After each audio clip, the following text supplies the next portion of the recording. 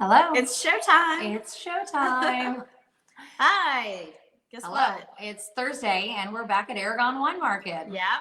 And it's Shar and Jess That's right.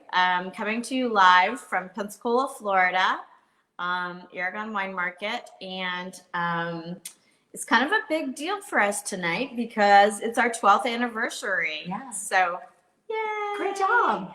I know, right? Congratulations. How does that feel? Oh my 12 gosh. years. I mean, so in some ways, well, actually I thought it was 13 years. So now I'm like, dang, it's only 12. But I told myself I was 37 all last year as well when I was not quite there yet. So I get that. You add a year sometimes. I know. So, so yes, but still, it's pretty good. You know, I don't know. You think about when you open a business and you don't really think about like, where am I going to go with this? And what am I going to do with this? You're just worried about birthing that baby and seeing where you go from there. And so it's, you know, it's been an interesting journey, and so happy we made it to 12 years. Yeah, absolutely. When you first started the store, what was your, like, you know, I love our kind of mission that we have on the website, of course, and like kind of our mantra of wanting to provide quality wines at, you know, wonderful prices, unique and affordable. That was my that was always my. Was that always your? Yeah, it was always my Awesome. tagline was unique and affordable, because I wanted to, because we're in an upscale area. So we've always felt the perception of that we're super expensive, that sort of thing. But I would say, and I think I've told you this, and I've said this to many, that the misconception of everything, and we'll get phone calls, you know, do you have anything in the shop that's under $50? And it's like, my goodness, of course. Absolutely. Yeah. Have you been watching our virtual wine tastings? Right. But yeah, no, I think that's definitely a misconception because of the beautiful neighborhood that you're in. But at the same time, it's so wonderful to see all the quality wines that we really do have. And so that's kind of one of the things I always said was that, you know, it's easy to find a $50 bottle that's a good bottle of wine. Yeah, sure. But it's harder. And what I like to find are those wines that are, you know, 10, 15, you know, $15 bottles that are delicious. Absolutely. And so, I remember like my mom and I built the building together 12 years ago. Actually longer than 12 years ago, because it takes a while to build a building. But we were just, you know, we sat on the lot with my little dog Clouseau, and we were like, this is a vision. And she wanted to have a rental property upstairs, and I wanted to have retail downstairs. And so it was kind of a partnership for us to come together and build this together. And 12 years later, I mean, it's pretty great. And well, and I think for me, as a first year business owner of my small business with my wedding and event company, I look at you as, you know, female business owner. It's awesome, you know, to have that stakeholder in the community and to provide something that I don't think we, you know, many other shops downtown provide, which is that kind of direct, knowledgeable, you know, we're going to dig and discover and research and figure out whatever you're looking for. Honestly, it's been a journey to get to that. I mean, we've you know, we've always tried to do our best, but I really feel with this latest team, and not to take anything away from other parts of the team, because we've always had good team members, but having the four of us now, has really solidified what I was hoping to get out of the store. And so, I mean, it's just awesome. Just really exciting. You guys don't get to see two of our other team members very often, Laura and Darcy, unless you're coming in the store. But the education classes that we have on our own time and some of the team building things that we do are right in line with what I absolutely love with an organization, you know, having that kind of mission of what we want to deliver to the community. It's you so providing the education for us to be able to deliver it. So well, we're lucky to be able to do that. We so we do once a month have our team member classes, which means that we all pick a theme.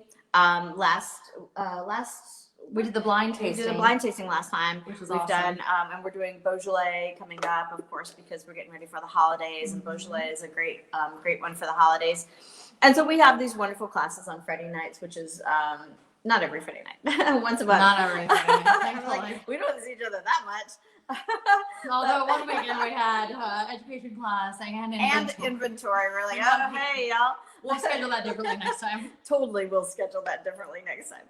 No, it was still fun. It was. But yeah, I mean, it's just been great, and I do appreciate all the support. It's been nice, the neighbors, and when I opened the store, I had no retail experience at all. Like I said, I was just kicking around the idea of opening a wine store because I loved wine. I drank a lot of wine. I traveled a lot at the time and had friends in the wine business. And so I was like, hey, wouldn't it be cool if I could just, open a store and write off my wine traveling expenses? I was so naive because once you open a store, this is it for you. It's your baby. You don't get to travel anymore. Yeah. You don't get to drink the fancy wines because you got to sell them.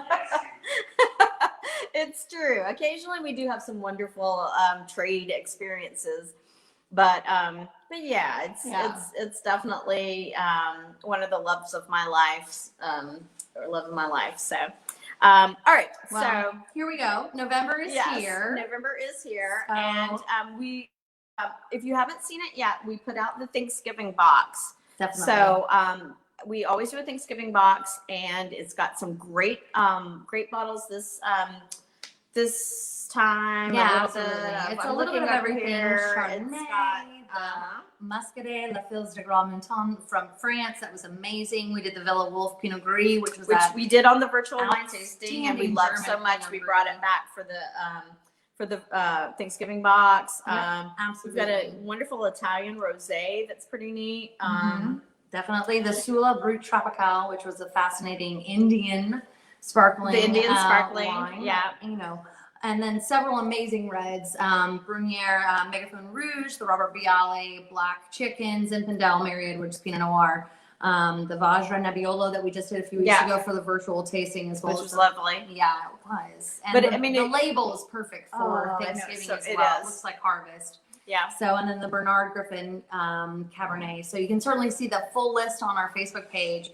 But and call us. $50 savings. Right. So if you with order it now, I think it's let's see, it's $335 value, and you're getting it for $284. So I mean, a $50 savings, 15% off, and a couple of the wines are super high quality. Not high quality; they're all high quality, but the Robert Bialy is expensive, and some really nice, and the Mary Edwards Pinot Noir. There are going to be some of the nicer ones that you may want to save for just you, and then there's some that you could just throw in there for Aunt Gladys when she comes over. That's right. I said, give Aunt Judy's pumpkin to talk about earlier in my little post trying to be cheeky. But, definitely our objective was to provide something for everyone at your table, whether it's Friendsgiving or you're having everybody over at your house, all your friends and family, and you want to please Aunt Judy that doesn't like anything. Certainly this is a wide variety, and definitely can, satisfy that. And we've already packaged it for you. So you don't have to worry. And all you have to do is just call the shop, and we'll get it taken care of. We've got 3 weeks to go ahead and get that ordered for you. So go ahead and call. We also have Virtual Wine Box 3. We had an order for that this week. So that's a kind of a fun box too. That's the wines that we did for the virtual wine tastings, the last 12. The last 12, because we've done virtual 1, 2, and now we're on 3. Who would have thought it? Really? Oh gosh. But and just FYI, we probably will continue to do the virtual wine tastings at least until January. Yeah. So we have gotten several of those questions in the last few weeks. I know everybody wants to come back, everybody wants to come back, and we do want to come back as well. And we are still doing parties in store. Jessica is an event planner, so we're lucky to have her here. You can have your party here, or if you're looking to have a party somewhere else, she's also good with that. So, and I can still supply the wine. Yeah, exactly.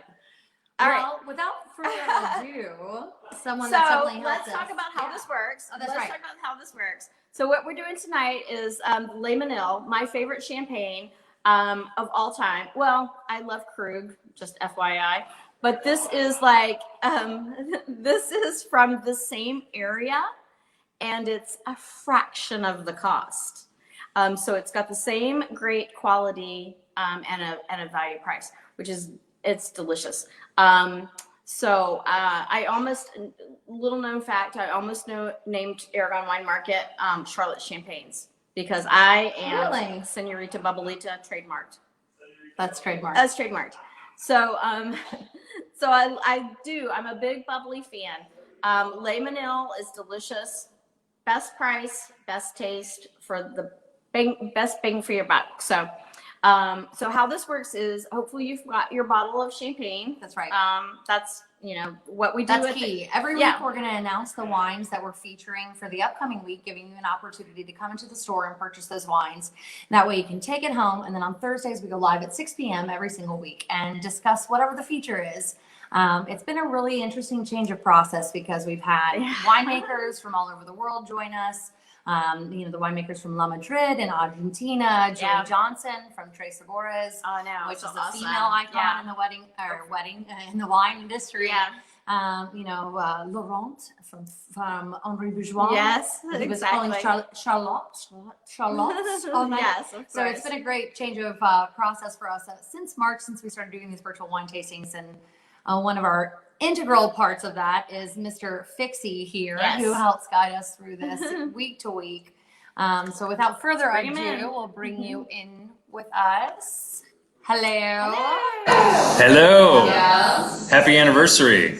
12 years. I know. How I long feel- have you guys joined the team in February? How long have you been a part of Aragon's network? I think that I've been working with Charlotte and all the other members of the team maybe for about 3.5 years or so. Almost, it might be close to 4 years at this point. And I think it's about a little over 3 years.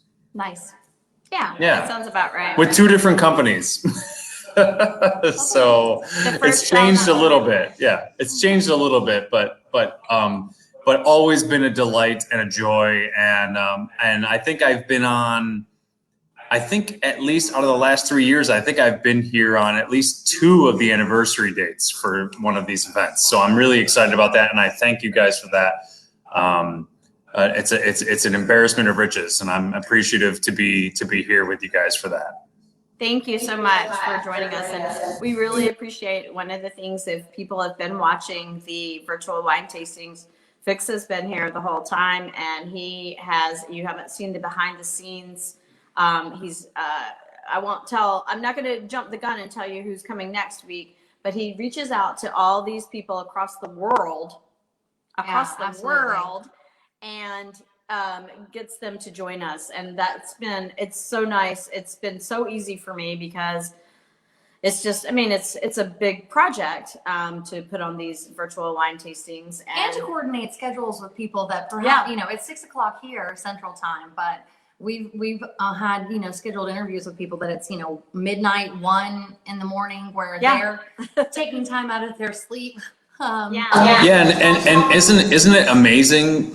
We were talking to Philip Bergquist, who is from Quinta della Rosa a couple weeks ago, and he was in London. His winery is based in Portugal, but he's had the winery in his family for 100 years. He was in London at midnight or 11 p.m. and he was going to do another one after us for somebody else, and it just goes to show you like how much it's changed. Everything is really, really different now. And the winemakers, the ones that really care, I think, searching your hearts, I think the ones that really care are the ones who are willing to, go on there and do that at 11 p.m., 12 a.m., because they know that that's kind of what we have to do these days, which is weird, but we have to do it. And I've loved the stories. There, Scott Bilbo with his dad selling the wine out of the back of the station wagon in the 70s, and having the conversations, with Julie Johnson, female in the wine industry, what she's done, and then, the cutesy stories of the Tres Sabores and how they blended all the wine together. All of those things. Why not? I think, ¿Por qué no? Why not? I love all of those stories, and I think that really is what is the underlying, kind of theme that we've really highlighted, is that there is a story and a family and a background behind. Well, and what's so interesting is we did win Best of the Coast, Best Wine Tastings this year, and I almost felt embarrassed because I was like, thank you. Thanks, Fix. But I was like, oh, we won Best of the Wine, haha, since we haven't had any. And then I was like, we've only done, in-store wine tastings until like March maybe. And then I thought, but you know what? We really have. Yeah, we did. Good job of maintaining the Best of the Coast Best Wine Tastings because we did make an effort to continue to do these kind of things even when it just wasn't comfortable to have people in the store. So, Well, we talked about, I think, when you talked about opening up the store and talking about what we've been doing with the tastings, we're coming at it from a perspective of being curators. We're being curatorial, and we're trying to build an environment and an atmosphere where people can find those specific things that they're looking for. And not only that, but when they ask us for those specific recommendations, we can then go and find them and do that extra legwork. That's our job, right? Or your job, excuse me, as a wine store. I always say, people say they go to their fishmonger to find fish, right? Or they go to Joe Patty's to find their fish. I think there's a wine monger too. It's the person that's there to curate and to pick out those specific wines and to also help you get those wines or order those specific wines that you want. And a lot of retailers are not willing to do that extra work to get a bottle of Chocolina or a bottle of cider or a bottle of, whatever the case may be. But you guys do that. We do that here. Natural cider from right. What region was it? Specifically from the Basque region. The Basque region in Spain, we specifically found, and so and that's awesome to be able to dig in and do that for our customers. And we are happy to do that. But other people aren't willing to do that. Other people aren't willing to just make those phone calls, and I think that that's the reason why people love Aragon, because they know that one of the reasons why they love it is they know that you guys are going to, or you ladies, excuse me, sorry. We're guys. We're one of the guys. I'm a New Yorker. I call everybody a guy. Hey, guy, what do you got? What do you got? Hey, wait, what's up? What's going on over here? No, but I mean, you always go the extra mile and make the phone calls and find out what you can get. And I think that there's a lot of other retailers that they frankly don't do that. They really don't. They just say, I can't get it. They tell everybody, I can't get it. I know. And you just go, let me see if I can get it. As opposed to saying, we can't get it.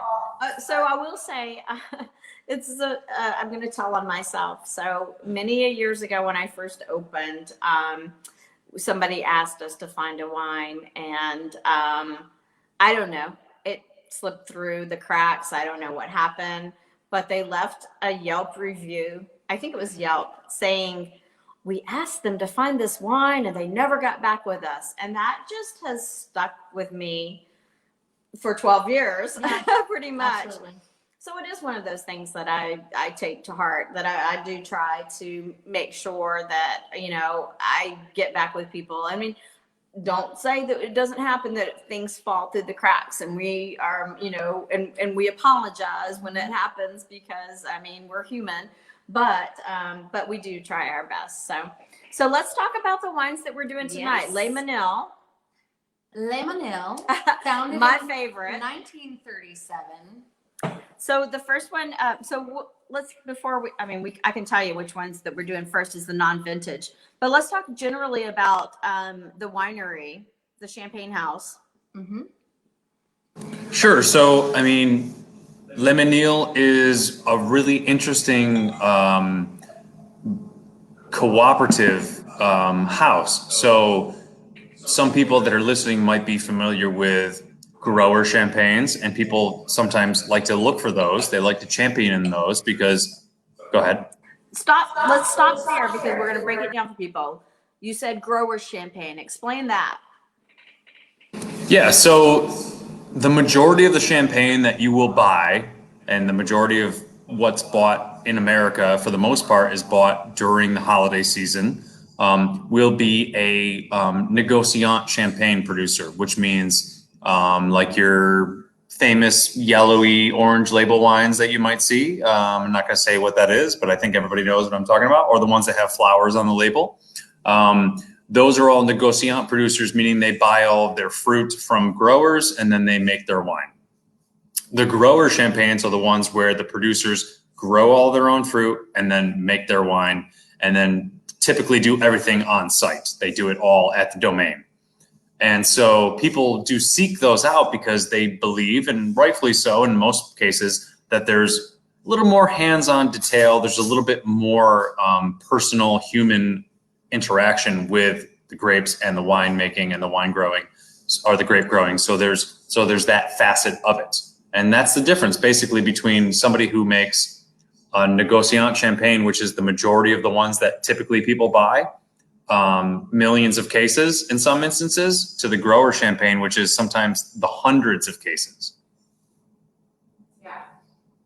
That's been something that really was fascinating to me, is the millions of cases versus hundreds of cases, and really understanding from a production standpoint how special something that isn't produced on that level or that amount it really is. Because I mean, everybody thinks about a lot of these bigger champagne houses as being the best of the best, but then these smaller ones have such a incredible, did we lose you? Such an incredible quality to them, and then a lot of them are often at the fraction of the price, like we're seeing here with the Mesnil. Yeah. So it says 100% of its vineyards are ranked as Grand Cru, and it's from the heart of the prestigious Côtes de Blanc. Like, explain some of that to me, or explain that. What does Grand Cru mean?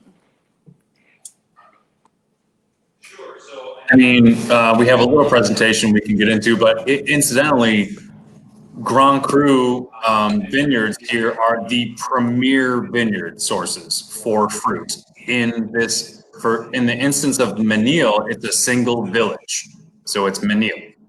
The Mesnil-sur-Oger, it is the specific village, and these are the Grand Cru vineyards. So these are the very best vineyard sources that you can possibly get. The same thing would happen in Burgundy. If you were buying a high-end Burgundy that was a Grand Cru Burgundy, it would be a similar situation. So yeah, this is a Grand Cru. These vineyards have been distinguished as being the very best growths of those specific grapes in that specific village. So, you know, going back hundreds of years, they've noted that specific vineyards or specific areas around certain villages yielded the best grapes. And those are the ones that would be considered either Premier Cru or Grand Cru in France. And this just happens to be all Grand Cru. So it's pretty special. I hope a lot of people that are watching have this in their glass right now, because a Grand Cru champagne, 100% Grand Cru champagne is very hard to come by. Yeah, it's completely different than anything that I've had before. I've not had this. And it's like an immediate difference. How do you think it's different? Is it a richer quality to it, or what gives it? How do you there's a depth and brevity to it. There's a richer quality for sure. Completely different nose to me. Well, we should also mention too, this is the Blanc de Blanc style. Right. So that's really important too. That's really important to, and you maybe have questions about that, but that's really important to why this is different as well. So I forgot to say this at the beginning, and I always try to remind people that if you do have questions, we see Beth saying yay, Charlotte hi, Carol Moore saying congrats hi, and Tina, thank you guys for chiming in. But if you have any questions, we definitely would love to hear from you. Just write them out, and we're monitoring that. So absolutely. But yeah, Blanc de Blanc. That's really been something that has been, again, a learning check mark for me of the Blanc de Blanc versus Blanc de Noir. Do you want to speak to some of that, or Brut, Brut versus Cuvée, all those terms. I don't know if you want to go ahead and go into some of your slideshow or speak to some more of this specific, the non-vintage. Sure. We can talk a little bit before we go into the slideshow. We can talk a little bit about literally what Blanc de Blanc means, and what it means is it's white of white, white from white. And basically what we're saying here is we're using 100% Chardonnay Chardonnay on Chardonnay. in this wine. And traditionally, when we talk about champagne, especially non-vintage, this bottle that we're tasting right now is a non-vintage champagne, meaning we're blending several vintages together to get a house style.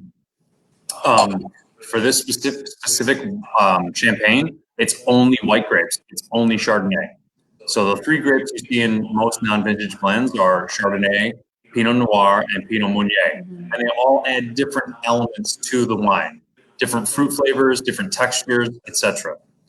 When you're talking about doing one grape, it minimizes greatly the room that you have to sort of tinker with the blends, the room you have, the space for error, right? To use like an election term, like, as we're all really familiar with right now, that the room for error, like how much it tilts this way or this way, like when you're not able to then add a little Meunier in or add a little Noir in, you really are razor thin on what you can do. So you have to be very, very, very specialized. And what Mesnil does is they are specialists in Blanc de Blanc Chardonnay champagnes from one village, all Grand Cru vineyards. And so this is one of the most purest expressions that you can get of that specific grape in that specific terroir made in this style. So that's why it's really important to why the value is really paramount here. Right. That's exactly what I was about to say, because that's why, because I am a champagne freak. And I like when I realized where this was from, and it's this is the non-vintage, but even the vintage one, and it's Blanc de Blanc, and it's at this price. I was like, I mean, it's a no-brainer to me. I'm like, oh my gosh, it's my go-to champagne. I mean, I don't drink champagne all the time, but I mean, like, if I'm gonna drink champagne, this is my go-to because it's just an amazing value for what you're getting. I mean, because Grand Cru, Blanc de Blanc, from the Le Mesnil area too, because like I said, I don't want to keep talking about Krug, but I will say, like the Clos de Mesnil, which is just a little area that they have in the Le Mesnil area, is, I mean, the wines there cost, $1,000 for a bottle, or champagne is $1,000 a bottle, and you're getting this for 54. This one's 45. This one's the 45. non-vintage. Yeah, and It's even 45. vintage is The 55. vintage is only 55. So, Yeah. I mean, it's just, for me, it was kind of a mind blower that it was like, because I'm not going to say any names of other wines that are yellow labeled and stuff, but they have, I mean, like they're it's much more than this, and then not nearly as good. Well, we're talking about grower and non-grower champagnes. Now, Le Mesnil falls kind of somewhere in the middle in a way. They're a cooperative grower. So what this essentially, to boil it down, is there's a bunch of growers that then pool all their fruit together and are made at this winery. So as opposed to a larger, winemaker that you might buy in a supermarket, as we've just discussed, who are buying their fruit from several dozens, hundreds maybe of different growers, and then bringing them back to their winery. This is a select group of growers in one village who are pooling their fruit together and then making their wine. Right. So why is that important? It gives you the best of both worlds. It gives you the ability to have a lot of fruit, or a good amount of fruit, brought together so that you can make a little more wine, and you have, you can blend differently, and you can make up for deficits in certain areas. And then you also know that it's coming from specific vineyards and specific winemakers. So it gives you that great balance between the great champagne producer who just is an expert in champagne, and the great champagne grower. And it kind of brings them both together. The grower champagnes do that well, but again, they do it in a very smaller amount. This is something that you can get year round, that's readily available, and some other ones, maybe not so much. Yeah. And yet this was, I mean, it's 3 years aged, so it's not just, it's just, they're just not popping it out. Yeah. It still has, And we can go to the presentation a little bit if you want to. We can jump into We this. can definitely go into that. I wanted to ask one more question just before we move on. It said on the website, as I was kind of researching and trying to educate myself a bit, it said the quality of our vineyards comes from the fact that they are east facing. What does that mean? Regarding like, does that affect the amount of sun on the grapes, or? It should. I think that there's, and I'm not an expert on this, and so you Sorry, kind of I throw me threw a you little bit for a loop there. That's okay. That's questioned okay. it. That I should, hopefully in the grand scheme of wine politics, I should have gotten the questions before I was I should have asked. submitted them to the moderator. You should have submitted them to the moderator before I was asked them. No. But we're using a lot of political humor. Sorry, everybody. We're just doing it for comic effect. Don't send us any nasty emails. We're just trying to play off the current climate for comedic effect. But yeah, I mean, I'm sure it has something to do with generally speaking, the way that exposure is done and generally speaking, how exposure is important to a vineyard is not only just it's really just dependent on also where it is in the morning and where it is at night and how much it gets hourly and all those factors. And I don't know that in Champagne, unfortunately. I can't really answer that. Maybe I'll email Olivier from Mesnil and find out. He was going to hopefully join us, but it was a little late for him in France, unfortunately. yeah. Olivier follows us on social media. So hi, Olivier. I love that they commented. Thank you for. They always wines. he always comments actually. Yeah, he really does. Because he probably feels the fact that I really do love his wine. But another reason, I guess another sort of like cheating way I would answer this in a very political fashion would be that if the exposure and the east facing sort of exposure wasn't important, this wouldn't be maybe a Grand Cru vineyard. I mean, so there's some elements to that as well. There's a lot of factors that go into being a Grand Cru vineyard. It's not just the exposure from the sun. It has to do with the terroir. It has to do with the soil. Right. But all those things factored together make it a unique and Grand Cru area. I know that totally, because I know that there's certain areas in France that certain villages in the Champagne. Okay, so you got France, you got the Champagne, and you got the Champagne regions like Rhum and Epernay, and then you've got the little tiny little villages and stuff. And there's some that are just all Grand Cru, and Les Mesnil is one of those that's all the houses are Grand Cru. In that one, there's another one too that escapes me, but there's a few that are just Grand Cru, and it's just it's because of the terroir. Mm-hmm. So that one's delicious. We are actually ready to move on to the vintage. So again, which is interesting to me, that the non-vintage is delicious and everything. I mean, they're both so good. Mm-hmm. The fact that you can get a vintage Grand Cru Blanc de Blanc for $55 is outrageous. Absolutely. Do you want to look at the little slideshow at all, or? Oh yeah, let's do that in your presentation. It's not mine. Perfect timing. Yeah, the presentation that was provided for you. Thank you, Olivier. So this is Merci beaucoup. And this is the village. I don't know if you can see my cursor, but yeah. Here's the village, man. And I mean, look around the village. These are the vineyards. This is not a big area. I mean, no. Look at this. This is not very big. So it's like Summerdale, Alabama. A very selective area here where these grapes are coming from. So this is very, very specific to a specific site. And that's what makes it very special, is the fact that these are coming from a small village and a small area. So Les Mesnil is situated in the heart of Côte de Blanc. Where is that? I guess before you move on from that map, from perspective standpoint, like all I know is Paris. Where is that, from So north, south? So east? if you're looking at Paris and Mhm. you go directly northeast, that's Okay. the Champagne area. Yeah.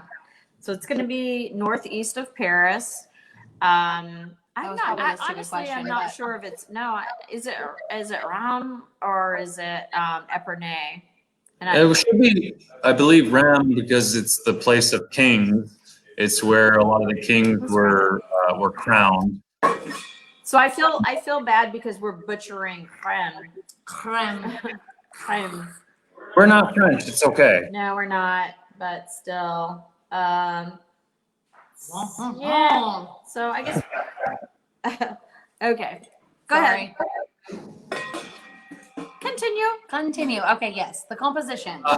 So yes, so we have now we're talking about Blanc de Blanc, and we said it's 100% Chardonnay. A little bit of the notes of the harvest that are here. I mean, this is very specific to these years, and that may mean something to somebody, but really what we're talking about here is 100% Chardonnay, and also when we're looking at what harvest these are from. So this is a non-vintage wine, and we have to understand that we're blending different vintages together. 2010, 2014, 13, 15. That's really important. This is on the Grand Cru on the NV that we had at 7.5 grams per liter. So this is actually not a very sweet style of fruit. So this falls kind of somewhere in the higher middle as far as the sweetness level. I think that's important to when we understand what Brut Champagne is like. And I was thinking about this today. I think we don't often realize just how much sugar is in champagne, and that's actually kind of a good thing because we have our friends and neighbors that maybe want a wine that's a little bit sweeter.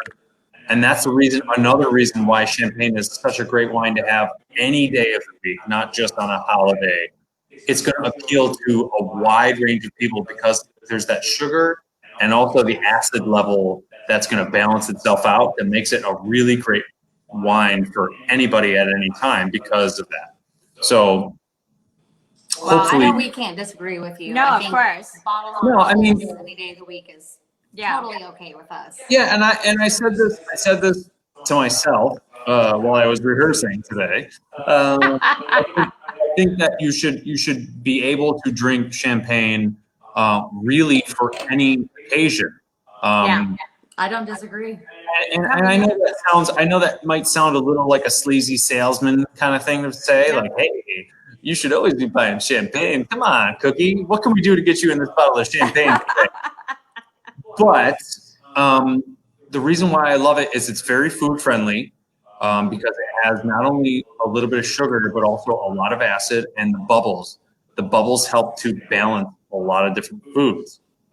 So it's a really great beverage for dinner. I think you can drink this with your entree. You don't have to have this just when people arrive. You can drink this. You can drink champagne with your, roast chicken or whatever. Yeah. It's very easy to, or a fish especially like with a Meunier sauce or something. It's very easy to do that. So I think that we should always be willing to grab a bottle of champagne, especially if it's something that's this quality at this price. We may not always want to buy the flower bottle or the yellow bottle that costs $8 to $10 more. However, we can maybe afford to do this. I know. I'm throwing people under the bus. Well, we can afford to maybe do this on a Wednesday. I always use Wednesday as the day, even though we're on Thursday. I always say on a random Wednesday, Yeah. you should still be able to open up a bottle of champagne because it makes perfect sense to do so. Julia Child said you should always have a bottle of champagne. Julia Child. Yes. You should always have a bottle of champagne in your refrigerator for the random guest that may show up. You should always have one. She said you should always have one. And she didn't mean that because Christmas is any day of the week. No, she said that you never know when you're going to need a bottle of champagne. Your friend may have crashed their car. They need a bottle of champagne. Your friend may have bought a new car. They need a bottle of champagne. Yes, totally. know? You know what? This speaks to something. I read this beautiful blog post story, I don't know, years ago that was about, don't save the fine china Yeah. for that, special event that's somewhere in the never to come future. Right. Enjoy the bottle of champagne. Wear your Put out the Birkin good bag. china. Wear your bag. Wear your beautiful jewelry. Savor and enjoy That's life right. today. And I think that's definitely something that is, Yeah, for certainly sure. appropriate to celebrate. So Life have is you worth celebrating. read Madame Boulanger? I have it, but I haven't read it yet.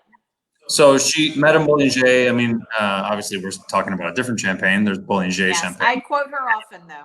very famous, but Madame Boulanger says, I only drink champagne when I'm happy and when I'm sad. Sometimes I drink it when I'm alone. When I have company, I consider it obligatory. Yes. I would agree with that 100%. Mm-hmm.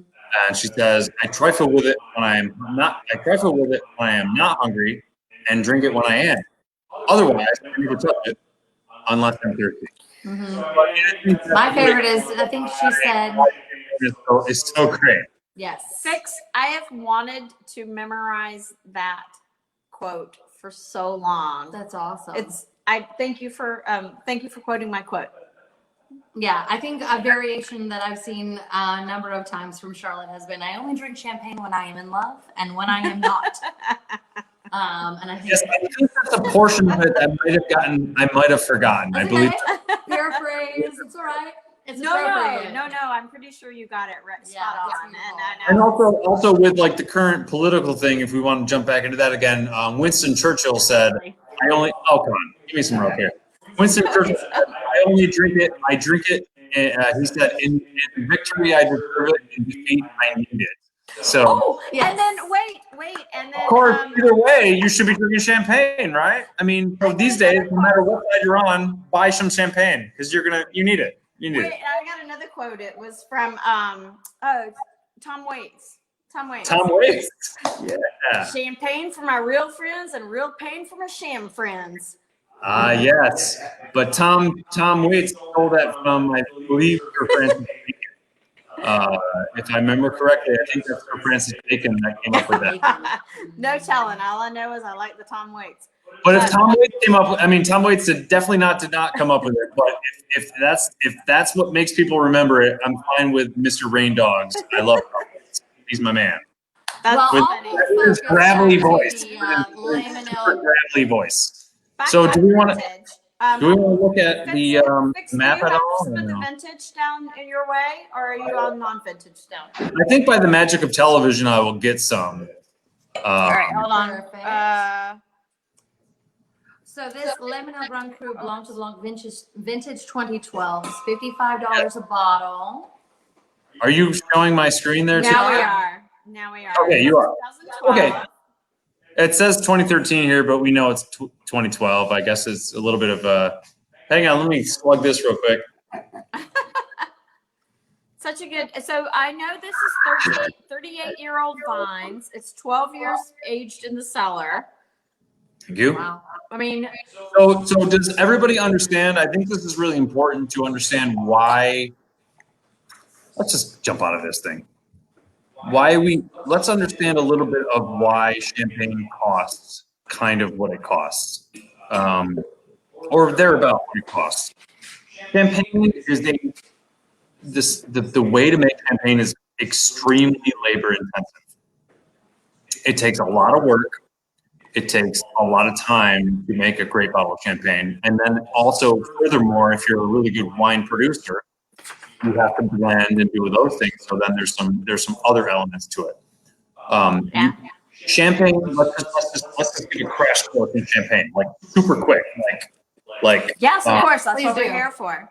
Like everything in 2020. Let's just jump in and just like super minimize it to the point where nobody will remember anything. You make a wine in champagne. You make a wine. You make base wine. They make wine in champagne. You can actually get a non-sparkling wine from champagne. I don't necessarily recommend it. I was going to say, does anybody want it though? They are very acidic and not always the best drinking wines. There are some good ones. I will not denigrate it by saying there aren't. There are some good ones. However, you take a base wine, and then what you do is you create a secondary fermentation. You add your yeast, sugar and yeast, into the bottle to create that secondary There's a fermentation. 2020 need yeast. Yeah. Sorry. Oh, for sure. You then are making a secondary fermentation in the bottle in an enclosed atmosphere. So you have one individual bottle having its yeast and sugar giving it its secondary fermentation to add the bubbles, essentially, to the wine. This is, again, very Cliff's Notes. So because of that, you're talking about individual bottles making the difference. You know, individual bottles are what make the champagne, right? We have all these individual bottles that are making making our non-vintage champagne, and that is a lot of bottles, and you have to do a lot of work for those thousands of bottles to make them into your final product. That takes a long time. You have to riddle them. You have to do a lot of things to get the yeast settle out, and then you have to disgorge them and do all the fun stuff. There's a lot of things that go into making a champagne. That's why they cost a little bit more than like a bottle of, Bourgogne Blanc would, or a bottle of white Bordeaux would. There's a lot of hands-on work that goes into making these wines. And so because of that, they cost a little bit more. Right. I think they're worth every penny. Some wines are costing a certain amount because there's marketing behind them, and you have to be aware of that. Mesnil is not that. Mesnil is the wine that is you're getting everything you pay for here. Grand Cru, Blanc de Blanc, handmade, very, very, very nice wine. So we spoke to that briefly earlier from a production standpoint, and I should have those numbers in front of me, and I don't. Like a roundabout, it doesn't have to be exact, but how many cases or bottles of this a year does Mesnil produce versus the yellow label that will go unnamed, or the flowery bottle that we won't mention? Let's see. I mean, I think it's what 300,000 bottles. I want to say something like that. If I remember correctly. 300,000 bottles versus millions of bottles. Yeah, I believe. Yeah. Don't quote me on that. I have to look back at it, but it's not in the millions. It's somewhere in the hundreds of thousands. Which is still significant. It's still very significant. Don't get me wrong. No, absolutely. That's a very robust production, but it's not in the millions. Yeah. So, but still, I mean, so one of the things that I've harped on, and it's been my theme throughout these virtual wine tastings, because we've had a few themes on the virtual wine tastings, but my theme has been age-worthy wines and having the patience to put away a bottle of wine and enjoy it. So I think it was this weekend. I don't think it was this weekend. On Friday, this weekend. Anyway, on Friday, I had a bottle of wine from Via Dare, which is California Cab, that was 2001, and you can't buy that. You can't. I mean, you probably can buy it somewhere, but you don't know the how it's been kept or any of that kind of stuff.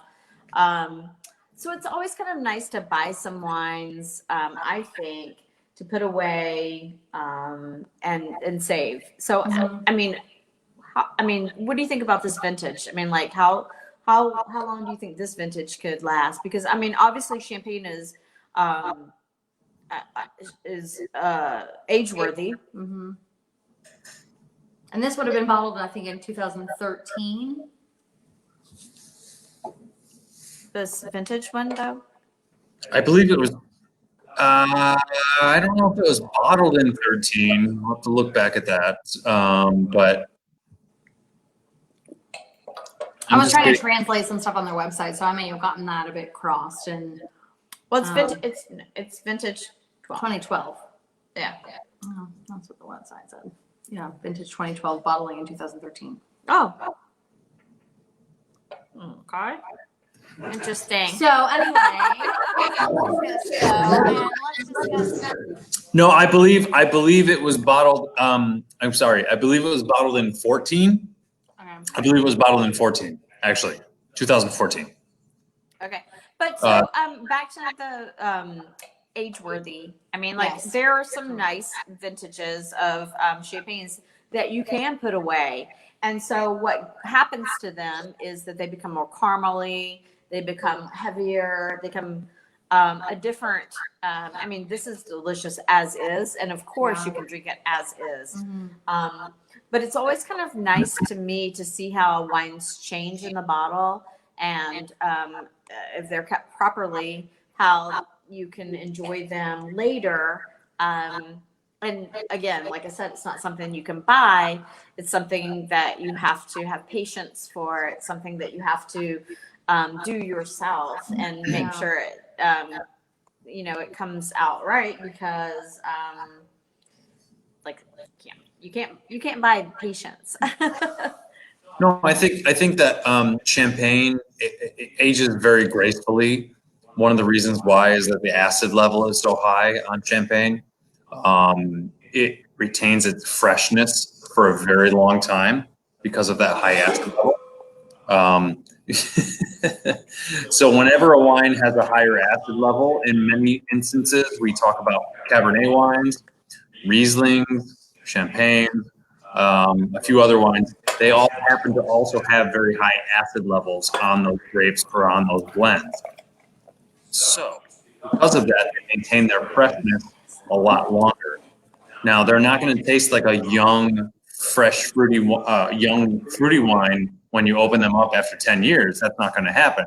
But what happens is, because they have that high acid and they retain that freshness longer, it changes the way those tertiary elements come into effect.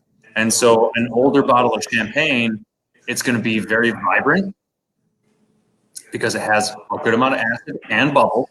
And it'll also then start to tick up on the tertiary elements of earth and sort of, like instead of being lemon peel, it's lemon curd, or, like that kind of thing.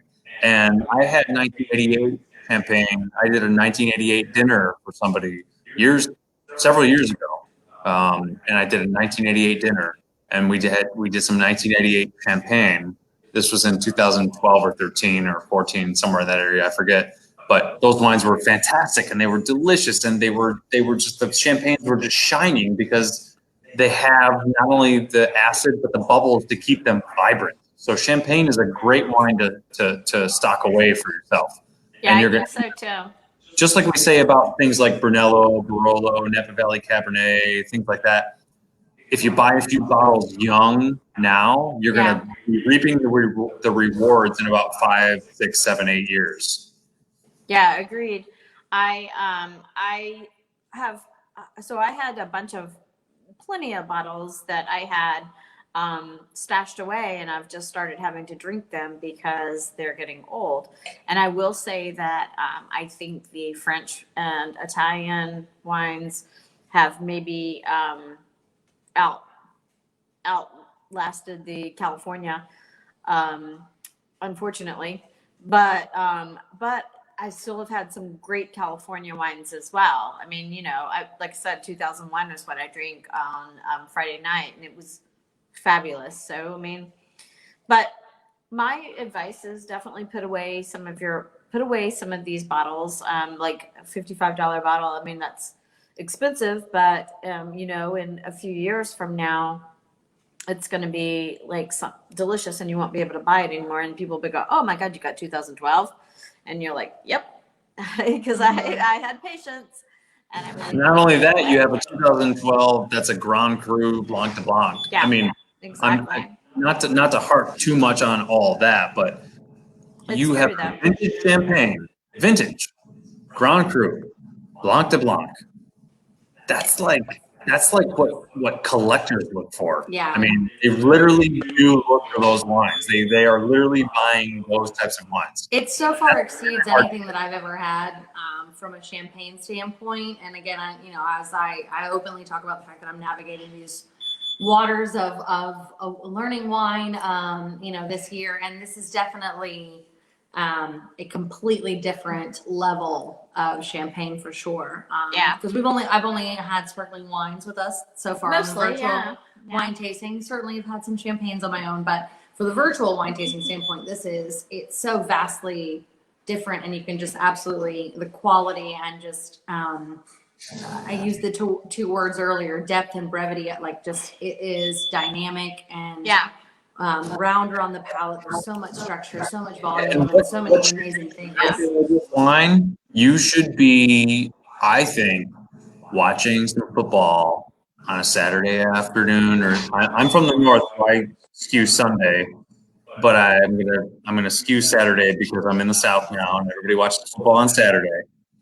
You're gonna watch football on Saturday. You're gonna drink this wine, and you're going to eat potato chips because this wine. You just called me out. You just really. I've been waiting to open this just because I didn't want the.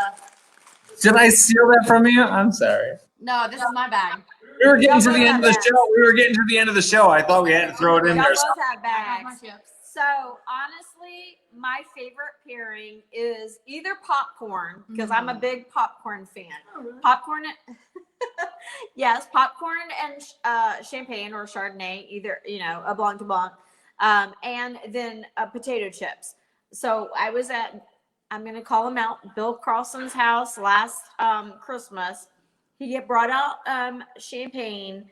He had little potato chips. Well, actually, they were quite big. Little potato chips with little creme fraiche and caviar on top. And I was like, oh, really? That's it. bougie. That's so bougie. Yeah, there you go. That's Bill. But champagne pairs with a lot. I mean, it's not just Absolutely. it's not just popcorn. It's just not a popcorn and potato chip wine.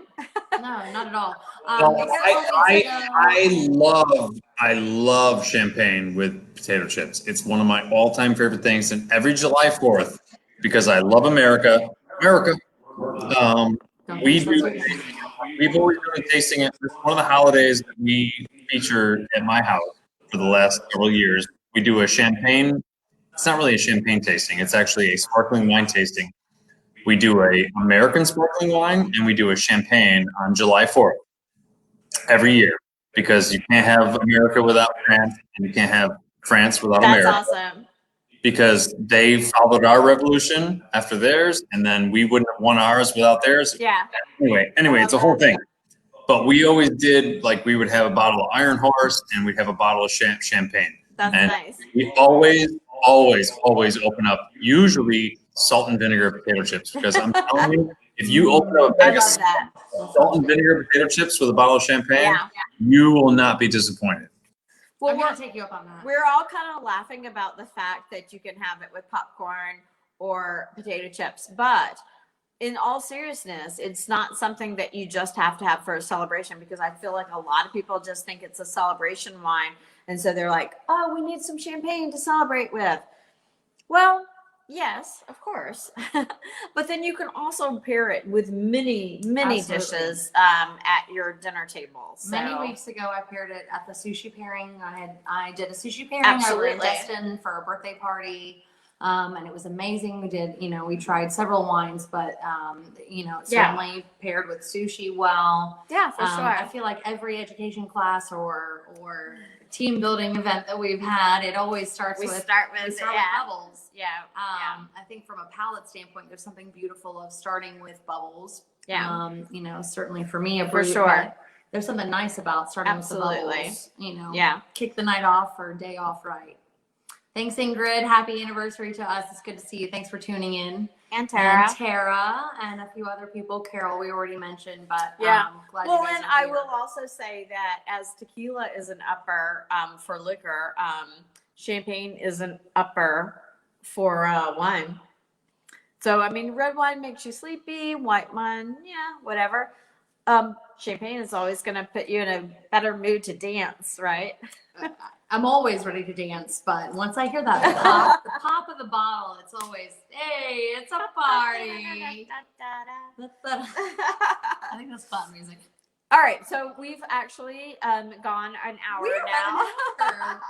Talking Yeah. about ourselves. So I know. thank you guys for tuning in. We're gonna talk about what we're doing for next week, Yes. and it's kind of a big deal. So we're doing, and we're announcing it officially right now, Robert Biale wines, and Robert Biale is actually going to join us. Whoa. Wait, I'm looking at Fix. He's like, maybe. Tentatively, we have He someone was- from L'Oreal joining us. He was here, last, earlier this year or last year? He's a wonderful man. Bob was here in February. It seems like a year People that ago, know doesn't it? call him Bob. Well, it also yeah, I'm sorry. But it also it was February, but I mean that's almost a year ago. Honestly, it seems crazy, but yeah, it was about a year ago. So Bob Biale was here this year. He's a wonderful man. We hope he'll join us, but if not, somebody from the winery will join us. And That's right. the Robert Biale wines. I am told Bob will be traveling, Okay. which is, good for him. I mean, nobody gets to travel these days, but Right. we have a veteran of plus 15 years, I think, from the winery Nice. that will be with us. Well, that's 15, awesome. Yeah. 15 plus years. That's almost as long as they've been in existence. Yeah. So we have a great person that's going to join us. We'll give some facts on that, and then we'll also have the incredible wine Yeah. that we have here as well. Yeah, If you want this week we're going to do the black chicken Zinfandel, which is priced at $49 a bottle in the store, and then we're going to also do the basic black, the 2017, which we've got for $53. So not your regular Thursday night wines, but it may be It's something Robert that it is Robert Biale, and his stuff is incredible. If you don't know, we'll talk about it next week, but it comes from the fact that during Prohibition, they couldn't sell wine, obviously, and people would call on the party line, which he also has a wine called Party Line. They would call on the party line, and I'll hear my dog. And they would say, I need a black chicken, which meant I need a bottle of red wine. As I frantically jot down note, party line. Yeah, they had. I think it was a gallon. I think it was a gallon of wine at the time too. It was like a gallon of wine, and I'm sure that and it was like $1 or $2 a gallon or something like that. Yeah. So, but it's really cool. And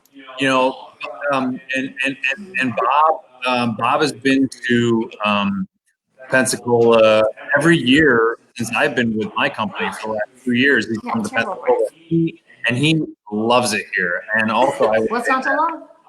people in Pensacola have really embraced the wines quite a bit, and so Bob and I have been talking on the phone, and he sends his regards, and he's upset that he couldn't be on the call with us, but Yeah. literally he loves it here, and he looks forward to coming here. He's had great times here over the last 2 years, and so I'm really excited, and I'm really happy that such a really premier winery and their owner is so involved in our community. It's really pretty neat.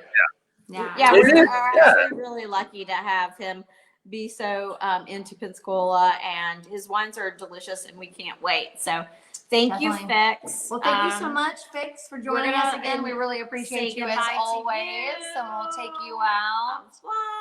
Ciao. Ciao. And it's back to us. It's just us. With Francois. With Francois. That's right. The Francois sparkling is, wine of yes. Charlotte's Life. Yeah. Oh my, what the heck? Oh my How goodness. cute is he?